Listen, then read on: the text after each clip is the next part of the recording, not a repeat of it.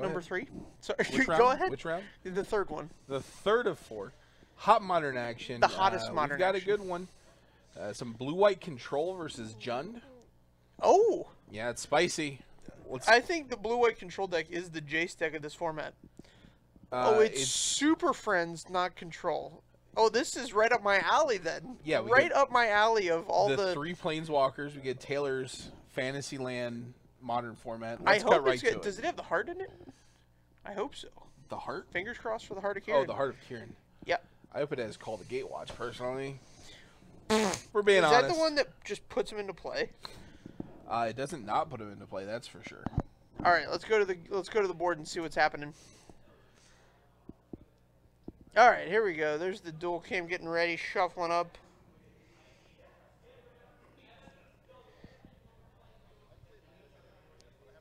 So anyway, I think some amount of blue-white is probably where you want to be on a Jace deck. Yeah, I think just blue-white. I think you want 2 colors. Yep. I don't think you want to go wild. Woo! You're going to add some number of Wraths in the main deck, even though it's going to feel bad in some number of matchups. Yep. And you just need to really jam. Yeah, you really need to just pump up the jam. Yeah, pump it up.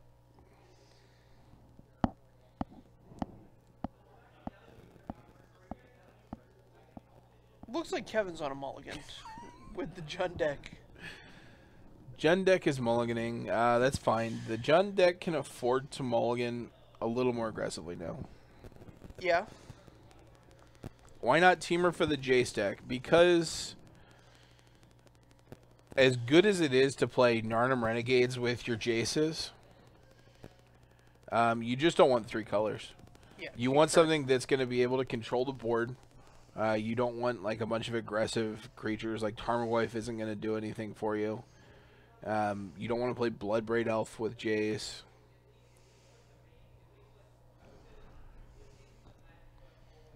Man, lots of options here. Not really. So You take the Mana Leak here and just deal with everything else? it depends on what Kevin has in hand. He takes the Remand, realizing that Keith's on a little bit of a landlight draw.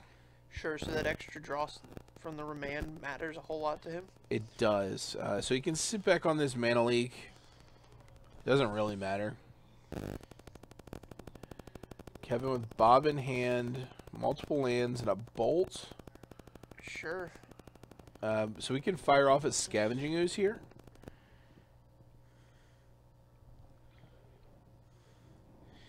Alright, so we're gonna just double check everything.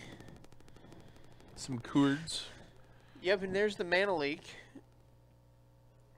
I don't know that that is the result of us. Does that help at all out there, Spotter Monkey? Got anything there? Good. Alright. I don't know that that's our fault. Because we don't touch the board. It says not to, so we don't. And, the way blue-white resolves the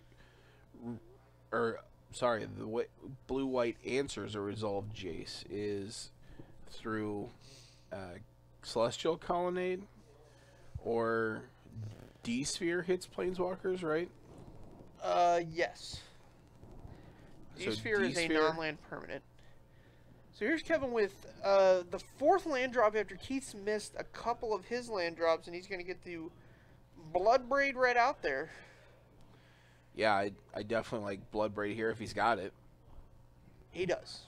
Spoilers, he does. What do you do on Spoilers 3? Has it. Unknown. Nothing. So he's got a Bob in hand. Bloodbraid Nagoyf. This is just a nice, tidy way to get on the board with some real aggression. Goyf has instant land, creature, and sorcery. So, yes, Colonnade means that you're probably spending most of your mana dealing with it, but they had to spend most of their mana to resolve it.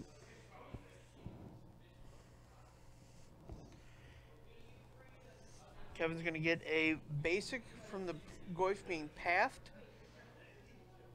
And I don't think that the metagame is J-Stacks trying to beat J-Stacks. It's J-Stacks trying to exist. Yeah, we'll get there eventually. Somebody's going to figure out this Jace puzzle. Right, so we've seen a lot of different iterations of J-Stacks, and the only one that's put up a lot of consistent results has been like the two colors. So we've seen blue-red do pretty okay. We've seen blue-white do okay. Yep. None of them are doing great, I would say. But you're going to have to, at some point, come to the realization that it's not Jace versus Jace. It's Jace versus the rest of the meta and just trying to exist. And so dealing with an opposing Jace that's resolved is much less important than dealing with, like, a resolved Tarmogoyf, for instance. Okay.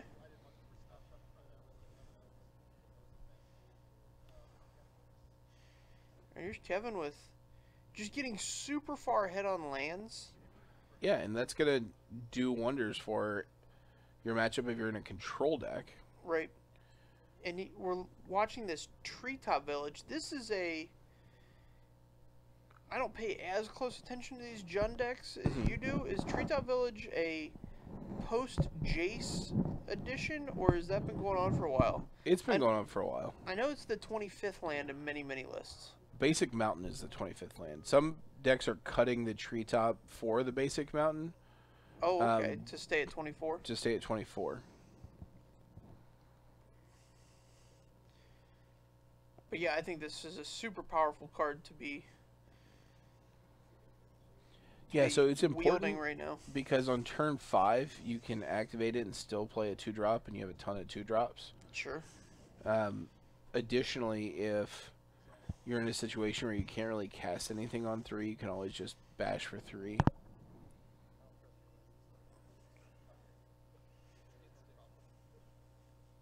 And while late game, it's pretty unreasonable to expect to be able to activate multiple Raging Ravines a turn. Like, you could activate a Treetop Village and a Raging Ravine and swing in. Like, Okay. that's not Yeah, sure. totally unreasonable. Man, Kevin has drawn all the lands. He's got another land in hand. Well, he did draw 2 cards this turn, so...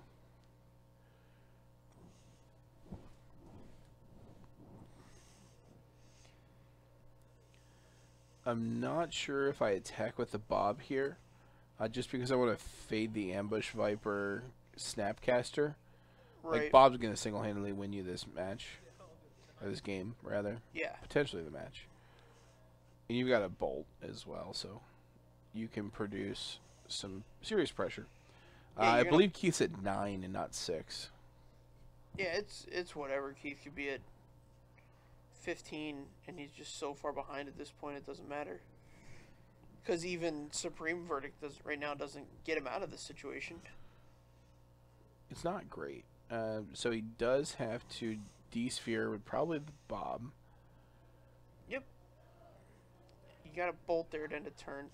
Yeah, I would have rather bolted it in a turn to keep the pressure on. Right, because then you can untap. I don't know if you have any creatures in your bin, but you can hopefully... I don't think he does. The blue-white deck does a good job of keeping creatures out of the bin. Here's one. This Jun deck's doing a good job of cannibalizing its own life total. I'll tell you that much. Here's 6 coming at him. And then a Bolt. Bolt. Wipes it up. So there you go. Jun kind of cleaning the floor there, but blue-white had a pretty bad draw. Yeah, you kept a speculative hand. I mean, I guess you have 2 lands and 2 spells you can cast. They weren't good spells, though. Yeah, Thoughtseize was probably the best 1-drop Jun could have had there. Yeah, I mean, they run 5 to 6. Yeah. It's right. whatever. Yeah, Like, it's going to happen. I'm just saying, yeah. Yeah, it feels bad if you're Keith, but you got to remember, like, he kept 7 on 2 lands and 2 exorbitantly costed planeswalkers. Yep. You can't do it. Can't do that. Not gonna win you any games. Not gonna win you any games. Yeah, I mean, if you're playing a deck with a curve like that, you got to be able to aggressively mulligan into hands that can support it. Now, if this was 2 lands and like a Serum Visions and 2 counter spells and Planeswalkers or whatever, I'm way on board. Serum Visions makes that hand so much better. Concur. But that was not the case. Yep. And thus, Keith Miller, I suggest you enroll yourself in some summer courses. Some spring courses, I guess, are coming. I wouldn't put him in the entry-level course. No. I think that's an advanced level situation there. I mean, what's your entry level? So we're going to assume that everybody knows how to play Magic and that you should mulligan like 7 lands and 0 lands. Okay, what about... Here's the ones that always get me. I almost always do these wrong. It's 2-landers and 5-landers. So it depends on your deck. It depends on the 5 cards or the 2 cards. Right. I've kept 2-landers before and been punished. I've kept 5-landers and been punished. Like, those are the risky ones, but it all comes down to what the other cards are. Yep. In this case, he kept 2 lands with 2 spells that don't really matter. One of them is a redraw, which is okay. And then 2 large planeswalkers that you're never going to get to cast.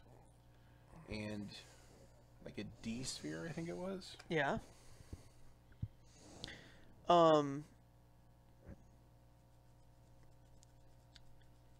Yeah, I'm kind of sad that at this SCG upcoming, you and I are going to be on opposite ends of the table. Yeah. So I can't get your sage mulliganing advice. Oh, yeah. I would much rather be sitting next to you so I could just be, hey, what do you think of this hand? Sure. But we've got a Kyle between us, so I'm going to have to rely on him a little bit. I mean, you could still lean over and be like, hey, what do you think about this hand? Sure. You could still ask me. All right, I'll remember that. I have a lot of experience playing Legacy. You do. You have like 6 more matches with this deck than I do. I do. Are we so? See, here's the other thing. I still think I could end up on standard because you don't have a standard deck you like. Yeah, you could 100% end up on standard. We don't know yet. It could be a game time decision. We'll know probably by the end of this weekend. Sure. Oh, Keith with the pile shuffle. The cardinal sin Of being on camera? being just existing. Oh, you don't like the pile shuffle? No. Who was pile shuffling against me at the PPTQ? Somebody was pile shuffling, and I was just like, fine, this guy's going to pile shuffle, I guess. I guess that's happening. I forget. But it was... called the judge over and been like, Judge, can you watch my stuff so I can go get a drink while this guy wastes both of our time? I had to explain. Who was asking me about it? Somebody was asking me, do you think pile shuffling creates randomization in the deck? And I had to explain to him that it did not. And he's like, yeah, it does. It, like, rearranges the deck. And I was like, yes, but in an ordered fashion. Right. And so, like, unless you are, like, one of, like, the 10 guys that can... Like, there's a non-zero number of like, Vegas dealers that can take a brand new deck of cards, like, riffle it 3 times, deal hands, and tell everybody what's in their hand. Really? Yeah, that's, like, a very legitimate thing an experienced dealer can do. Oh, wow. Not every dealer, and not every dealer with, like, X amount of experience, but, like, if you're one of the guys that, like, you know, I'm making my living dealing, it's my thing, it's the thing I'm passionate about, like, so those let's take guys a look at these hands. know what's up. Kevin, I see a Raging Ravine. Is that it for lands? No, he's got other lands. Okay. 3-lander with a Thoughtseize, a Bob, and a Lily. Looks like an Inquisition under that Lily as well. That's a Snapkeeper. Yep. Because I believe that basic is a Swamp. Keith. Oh, and you drew a Lingering Souls. Interesting. So we're on that. All right, so let's see what Keith kept. 4 lands. 5 lands this time. 5 lands, Gideon. Detention Sphere. No, it was a Supreme Verdict. Supreme Verdict, but we ripping the Detention Sphere. Oh, man, draws the Godless Shrine for the. And here's a Bob. Keith's gonna have to D-sphere this on his turn. Yeah, you can't let that one go.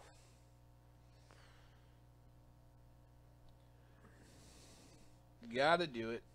Doesn't necessarily feel good, but it is a necessity. Now, I would play out this Lily here. Yes, this is your opening to get Lily in play when you know he has a board wipe for your creatures. Right. So creatures are no good, but Lily's going to let you... Creatures are still good. Okay, creatures still good, but like Lily's going to let you gain a significant advantage. So, if you play Lily this turn, next turn you can play Lingering Souls and your Thoughtseize. Okay. And just get the Supreme Verdict and just run Roughshod all over him. But run Roughshod. instead, we're going to play out the Lingering Souls now, give him the opportunity to interact, which I don't think he'll take. But at the same time, if he doesn't take the bait here, he's not tapped out. You could be walking this Lily into counter magic when that's something that could very reasonably take over this game. I think he's just interested in letting these multiple Lingering Souls take over this game. He just drew another one. So you know he has the Thoughtseize in hand. You could Thoughtseize and then... the Supreme Verdict. You could Thoughtseize and then flash back this Lingering Souls. I'm fine with that. Yeah, playing the Treetop Village tapped. I believe he has a Raging Ravine. I'd be more interested in that as he doesn't have a red source currently. Sure. But yeah, you definitely want to... Well... Yeah, see, this is going to be fine here because we know it's in Keith's hand. He doesn't have anything to do here. But if he had like a Mana Leak or a Cryptic even, like that's terrible for you. Sure. Yeah, if he had a Cryptic, counter draw is just a bad news. I like, if you're going to play basic lands from a set, this Plains is not the worst. Okay. Yeah, there's definitely worse Plains. Draws the Bolt. See, that's the kind of card I would have sideboarded out. I don't know what Kevin took out. Bolt? I think Bolt's very important. Okay. It increases your reach significantly, and the blue-white deck is a deck that's looking to like take some damage early and then just take over. Right. You're going to take the Supreme Verdict here, I think. Yeah, there's no sense in taking the path. Because these spirits are... if are spirits just your... turn into lands, you're very happy. Yeah, they're just going to be your win condition here. Alright. And let's play some more spirits.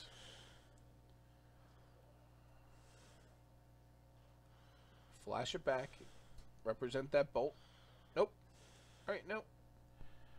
So if he heaves the bolt up and Keith goes in, attacks with the colonnade, you can chump with the spirit, then bolt to kill the colonnade. Sure. Opting instead here to not do that. Yep. It looks like Keith might have a 5-mana Gideon. A Gideon Jura. Which, this has an activated ability which forces all creatures to attack it. Correct. And I think it goes up to 6 when it does that. So, Keith basically played 2 Time Walks this turn. Because all Kevin's doing is just ask him to get the big dice out so we can tell what's going on. It goes up to 8. Holy smokes. Basically infinite. 3 Time Walks. Because he's going to activate it again. And so he's going to take 3 attacks with these spirits in order to get this Gideon down. I guess you could activate the Raging Ravine, but... I'm not super excited about that, and he doesn't have the mana for it anyway. Yeah, and it would eat a Path to Exile additionally, so... Well, he doesn't know that. So what I would do here is attack with the spirits because you have to. Yep. Play out your Tarmogoyf, and you could sit on this bolt. Yeah, and if he does decide to path the Tarmogoyf, you get to go get a basic mountain, if you have one. Yeah. And that turns on your Raging Ravine, so... Getting down to 4. But keeping this bolt up is going to be important. If he just pluses Gideon and passes, like you definitely want to be able to kill it next turn. Yeah. And because you're playing out this Goyf, the odds that it gets pathed are pretty high. Yeah. Agreed. Which is fine. These spirits can take over the game once you get rid of this Gideon. You have to get there first. Jones a deck with a lot of things to manage. So he's gonna play the tapping the red source. Yeah, I mean he's you know what I mean, He's got to manage his threats. He's got to manage his mana. Oh, he's going to just spend all of it this turn. Alright, we're just flashing stuff back. It's fine. A couple spirits.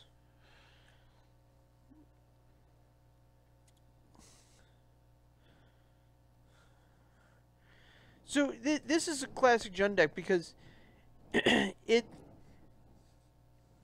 we've watched these decks two rounds in a row have the advantage, and what you have to do as a Jund player in order to get to that, like, everybody's like, oh, Jund's 50-50 versus everything. Mm-hmm. To get past that 50-50, you have to learn how to tighten down and get your opponent dead in the most fast, efficient way possible. Right. And this isn't helping him. You know what I mean? He's not thinking that way. He's like, okay, how do I interact with this? You know, he wants to interact is what he wants to do. I feel like that's what he's just trying to do. All right, so we've got an Elspeth Suns champion here. Right? Gonna make some fellas. Yep, you're gonna make some soldiers. Not the most efficient thing here on this board, but Makes 3 soldiers. Which is fine. These are, you know, fairly representative. The soldiers are white, but we'll take these servo artifacts, I guess. so we plus the Gideon. Yep. So the Gideon's gonna die to the spirits. It looks like, I don't know if this Goyf is accurate. So you could keep. I guess it's accurate. We have Planeswalker Sorcery. Oh, we drew a Colgan's Command. That's going to be a big deal here. Right.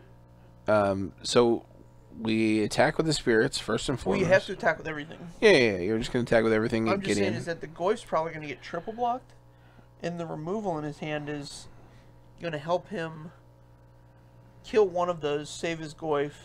Right. He can plus the Lily, and then he just kills a guy and doesn't have to worry about it. Sure. There you go. You can fire up your treetop village that you have here. Well, it would have to attack Gideon, right? So that's not really worth it. I would just send everything at Gideon. It's awkward that he only has the 1 red source, because otherwise he could Colgan's Command and then bolt this Elspeth. Yeah, that'd be a big game. So attack everything at Gideon, because we just have to.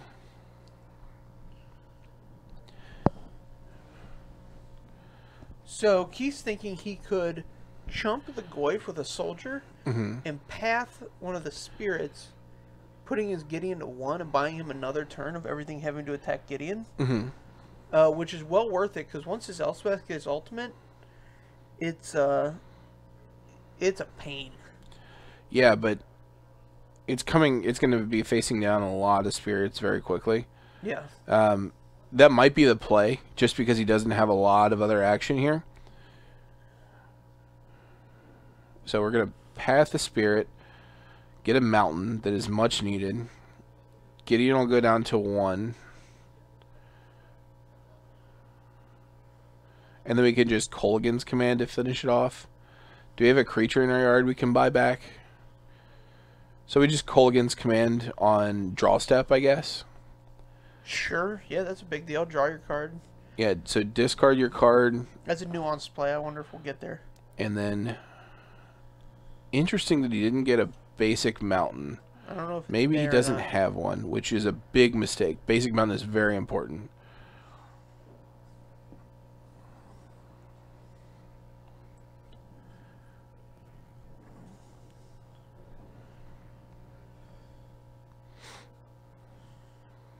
Let's see if he comes up with a line.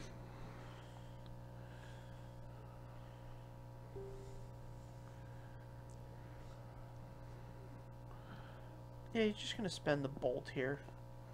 That seems pretty loose, but that's fine. Bolt gives you a lot more reach than Colgan's Command does.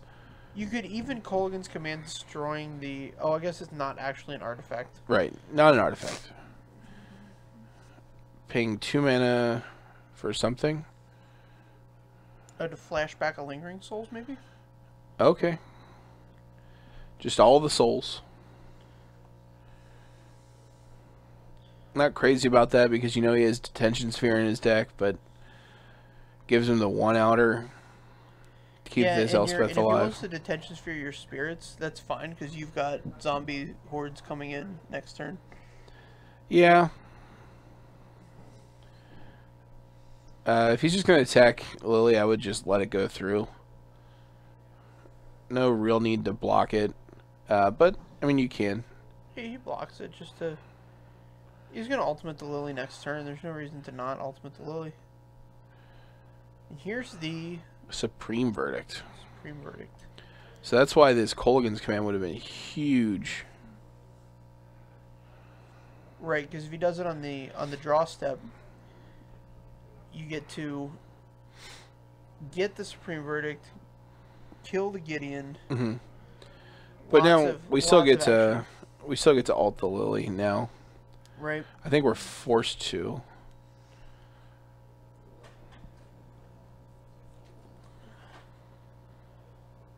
Ultimate Liliana. All right, so we've got a Lily emblem. What's Elspeth Sun Champion ult at? Is it 8? I believe so. Going into the old search here. 7. 7. So we're very close. 7. We're going to bring it up on the screen for all you guys. Probably worthwhile to swing in with this treetop village then. Yeah, you get blocked by all the guys, all the duders. Well, you get to keep this Colgan's command represented. Oh, sure, you could have done it that way. And, jeez. So we could have attacked with the treetop village. And then, if he blocks with all 3, we're attacking Elspeth, obviously. If he blocks with all 3, we get to shoot 1, bring back the Goyf. Okay. Opts instead to just get Elspeth down 2, which doesn't really matter. Discards or plays a rest in peace. All right, so this Goyf does nothing. Graveyards are excellent, or exiled. Goyf is also excellent. Excellent graveyards. Are excellent. Yeah, and exiled. Elspeth is just gonna get even bigger. Make some more guys. So all you can really do is start attacking in with these zombies in this treetop village. I think you wait a turn on the zombies. Here's a Bloodbraid Elf. Bloodbraid Elf is good here.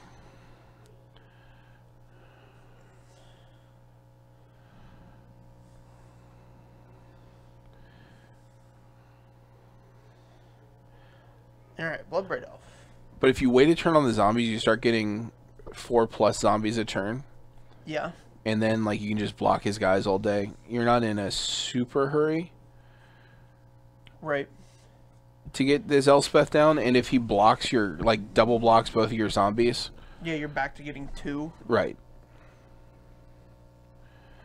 I'm fine with attacking Elspeth with the Bloodbraid here. Sure. Yeah, it's either gonna put you ahead on... So next turn, with the Bob activation, we're going to draw 2 cards, obviously, but we can fire up the Treetop Village and swing in with our 2 zombies. Mm-hmm.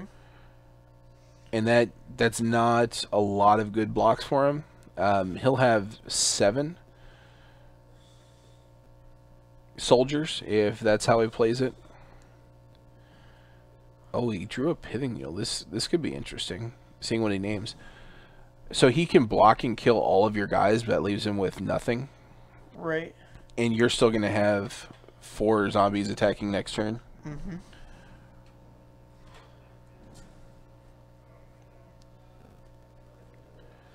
Yeah, Pithing Needle naming Treetop Village. Does Raging Ravine have Trample as well?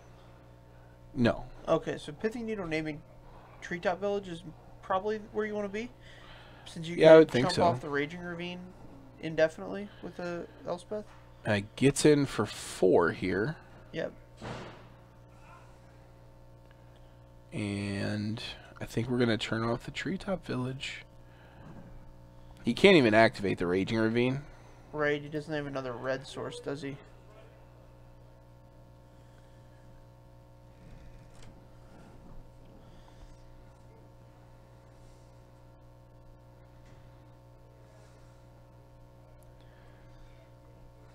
Name Elspeth Suns champion. One time. No misclicks in real life. I don't think. What did we name Spider Monkey? What do we get? Which of these lands? Looks like Treetop Village. All right.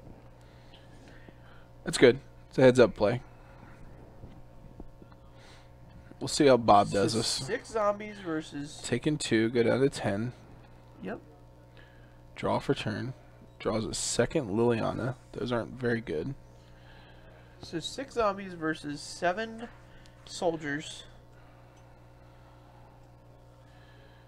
Yeah, so even if he chump blocks a bunch of them, we're still in decent shape.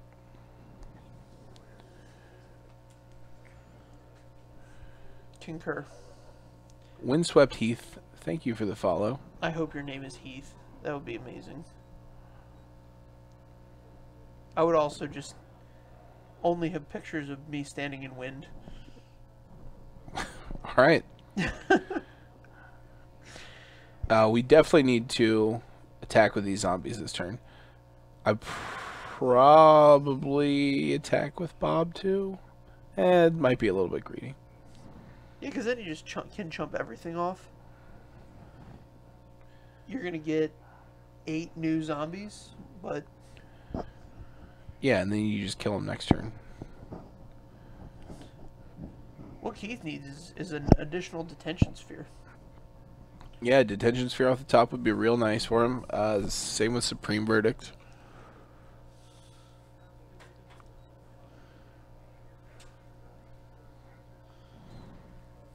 Yeah, anything to let this...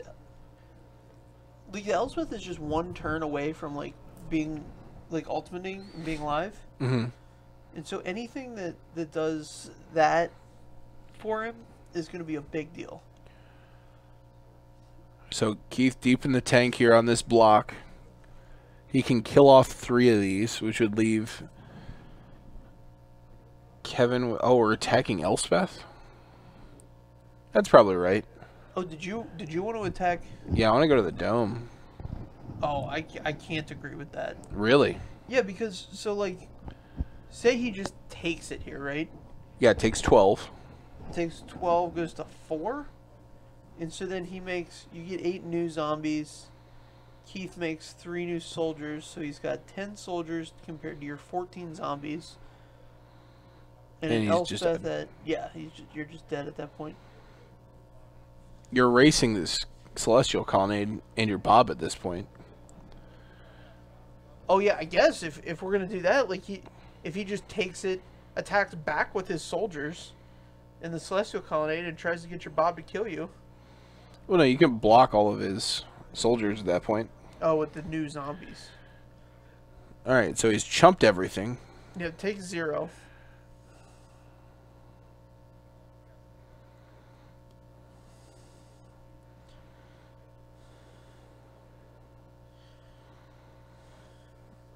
All right, we've got a Liliana not really doing anything. Just pump it, I guess. So we're going to get 8 fresh zombies. 7 fresh zombies because he killed 1. Sure. 7 fresh zombies. Here's a... So we've got a total of 11.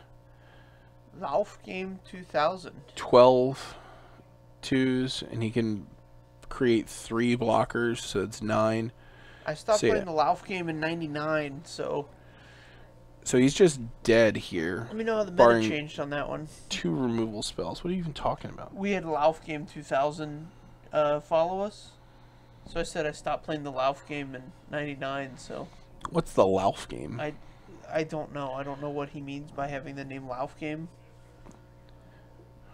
So did Kevin have lethal if he took the damage? Kevin... Or Keith had lethal. Had lethal if he took there? So... I'm not so sure. You're just taking 1. So he goes up to 10 soldiers.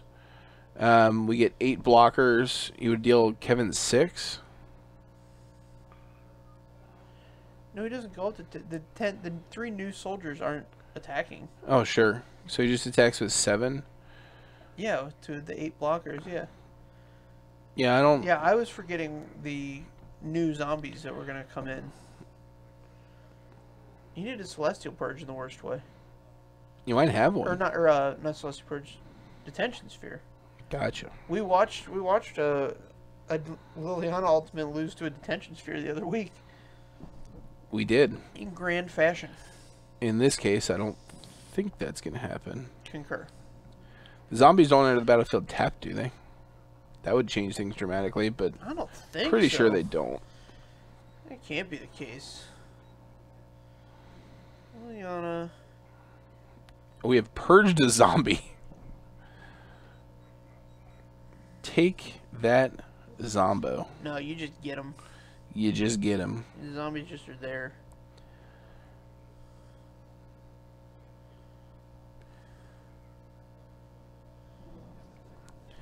Alright, so it looks like Kevin's finishing this up. He could minus Lily to Edict, and then play another Lily and minus it to Edict So again. Keith has no, but he's just dead. The thing that really just gets me is Keith has no cards in hand, and Kevin's still sitting there figuring her out. You know, ways to lose this game. Alright, this game's over. He's looking at the top card of his library. This is over. Yep.